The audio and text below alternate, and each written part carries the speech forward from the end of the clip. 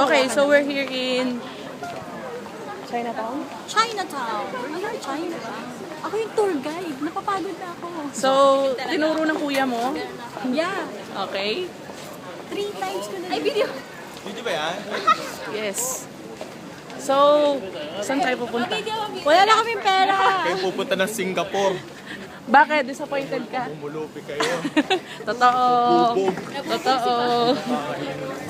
Walang basurahan. Pag uwi namin, kain bubog kami. Kainin ko yung kuko ko. So, nagtitipid na kayo ngayon? Hindi pa, mayaman pa kami.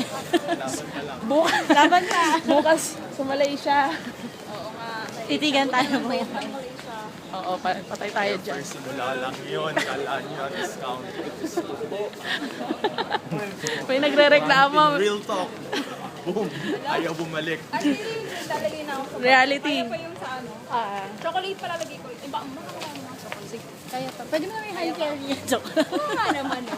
Masobra nga sa akin. Eh, ano? Kasi, pag uwi namin, nagdadala kami sa katutak na paraffin. Mga 3 maleta. Parapin? Para ano? Tapos pa, Okay, okay. Eh, yung pangkiskis? Record pa rin ba yan? Oo.